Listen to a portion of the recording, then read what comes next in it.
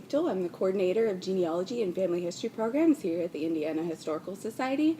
Today I'm going to talk a bit about one of the worst circus tragedies that happened in our country.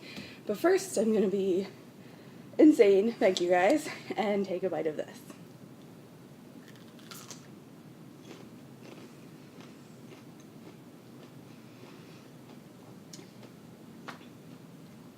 Huh. Whew, okay.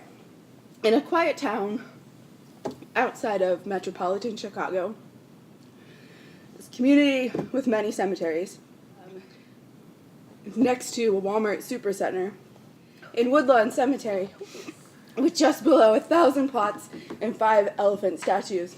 It's known as Showman's Rest. Showman's Rest plots were purchased by the Showman's League of America, which is an international association of performers founded in 1913 with President Buffalo Bill Cody.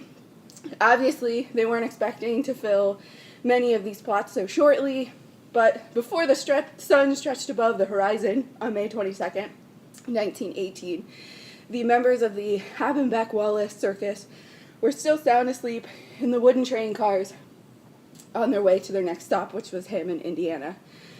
Just short of Hammond, they made an emergency stop for an overheated axle box. Concerned for safety, the conductor pulled into a side rail to fix the overheated axle box. Unfortunately, they were unable to maneuver the rest of the train onto the main tracks. Flares were hastily placed at the back of the train to warn any oncoming locomotives of this most dangerous situation. Behind them came an empty 21-car train storming down the track. Their conductor was asleep and barreled through each flare meant to warn him of imminent danger. At 4 a.m., the train plowed through the caboose and wooden sleeping cars of the Hagenbeck-Wallace circus train. Okay.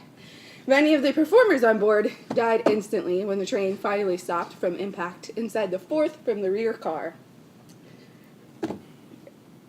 There's a second wind.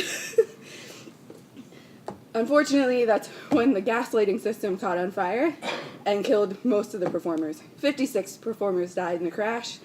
5 days later, services were held at Showman's Rest, where many of the performers' bodies were unidentifiable from the impact of the fire, where many of them just signed on so their whole names weren't known, or they just went by their stage names.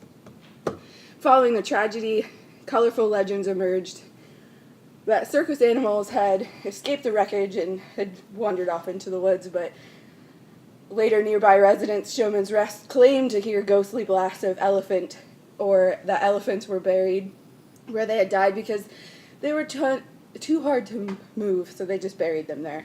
Actually, no animals perished in the crash, and another train filled with its most exotic cast and handlers had made it to their destination of Hammond, Indiana.